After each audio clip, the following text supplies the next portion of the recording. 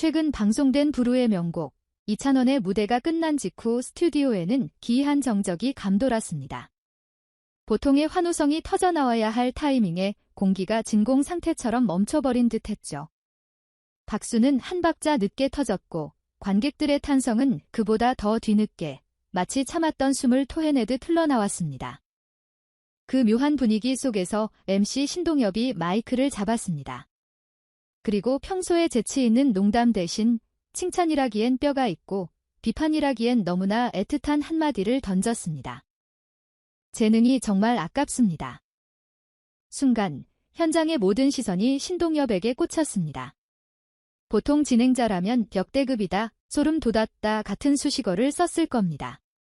하지만 작갑다는 말은 다릅니다. 그것은 단순한 감탄을 넘어선 현실에 대한 날카로운 지적이었기 때문입니다. 이 말은 기 사람의 그릇은 이미 이 무대를 넘어섰다. 이 정도의 깊이와 울림을 가진 목소리가 우리가 아는 이찬원이라는 이름 안에만 갇혀 있기에는 너무나 거대하다는 뜻을 단 한 문장에 압축한 것이었습니다. 방송 직후 커뮤니티의 반응이 폭발한 것도 그 때문입니다. 신동엽이 저 말을 할 때 진행자가 아니라 음악을 사랑하는 한 사람으로서 안타까워하는 게 보였다. 칭찬을 들었는데 왜 내가 눈물이 나지? 그 한마디는 대중의 마음속 깊은 버튼을 눌렀습니다. 이찬원을 이미 트로트의 신성으로 알고 있던 사람들은 더 크게 고개를 끄덕였고 그저 예능자라는 가수로만 알았던 사람들은 충격을 받은 채 검색창을 열었습니다. 결국 그날 밤 화려한 조명보다 더 빠르게 퍼진 건 신동엽의 그 문장이었습니다. 재능이 정말 아깝습니다. 이찬원의 무대가 그토록 강렬했던 이유를 단순히 노래를 잘해서 고음이 시원해서 라고 설명한다면 당신은 그 무대의 절반도 보지 못한 겁니다. 가창력은 그에게 이미 기본값입니다. 대중의 심장을 쥐고 흔든 건 소리의 기술이 아니라 그가 무대를 장악하는 공기였습니다. 반주가 시작되기 전 그가 마이크를 쥐고 숨을 한 번 깊게 들이마시는 그 찰나. 그의 눈빛은 이미 노래의 결말을 이야기하고 있었습니다. 첫 소절이 터져나오는 순간 관객들은 이찬원이 깔아놓은 감정의 레일 위로 속수무책으로 끌려 들어갔습니다. 이런 무대는 설명이 필요 없습니다. 평론가들이 분석하기도 전에 듣는 사람의 몸이 먼저 반응하니까요. 목덜미가 서늘해지고 가슴 한쪽이 묵직해지며 편하게 기대어 있던 등을 저절로 꼿꼿하게 세우게 만드는 힘 이찬원은 그 마법 같은 순간을 정확히 조각해냈습니다. 기술은 연습실에서 땀으로 만들 수 있습니다. 하지만 이 감정의 전달은 연습으로 되는 게 아닙니다.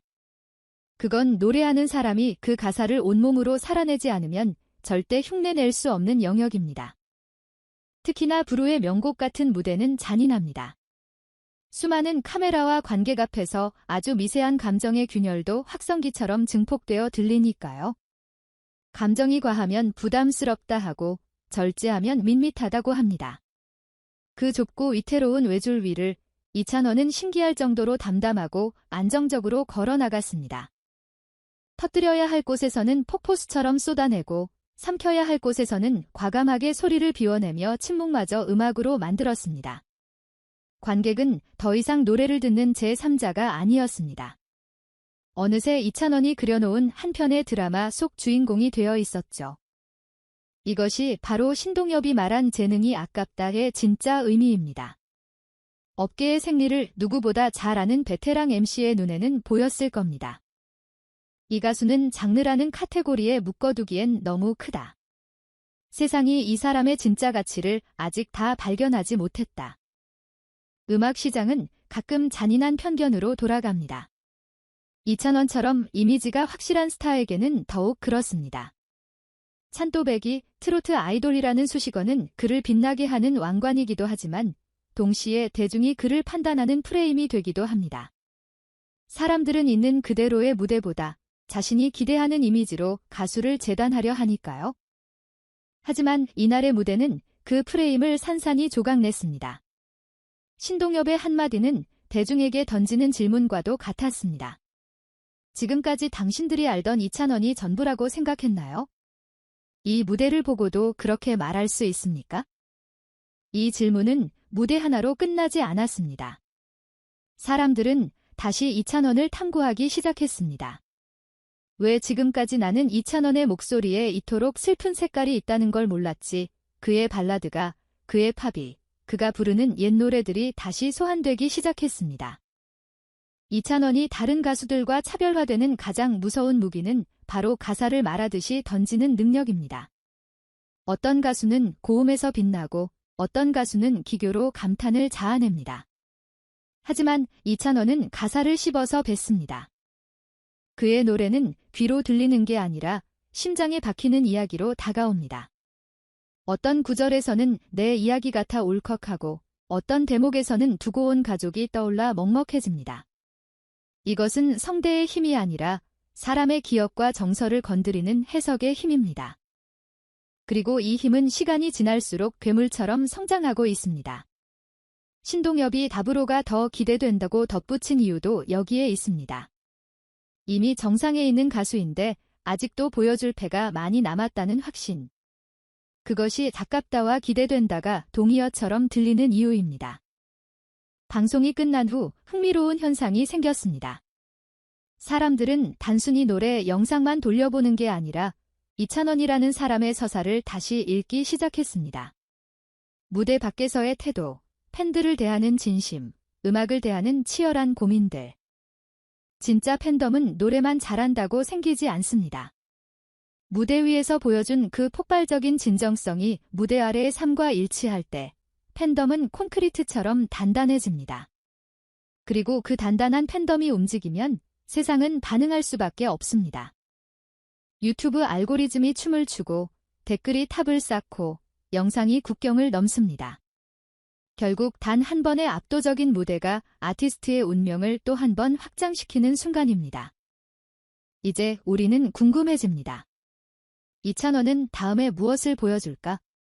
대중은 잔인하게도 늘 다음을 요구합니다. 부르의 명곡에서 레전드 무대를 만들었다면 다음에는 더 센 것, 더 깊은 것, 아니면 완전히 파격적인 것을 원합니다. 하지만 걱정할 필요는 없어 보입니다. 이찬원처럼 무대에서 자신을 솔직하게 태워버리는 타입의 가수는 무대 자체가 곧 대답이 되니까요.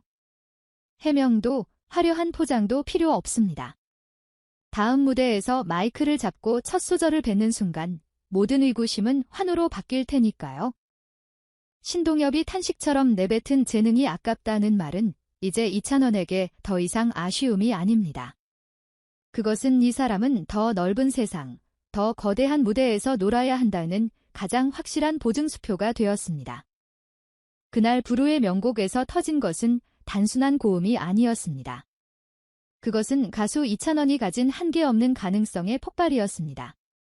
그리고 그 폭발을 목격한 우리는 이제 그의 다음 페이지를 설레는 마음으로 기다릴 수밖에 없게 되었습니다.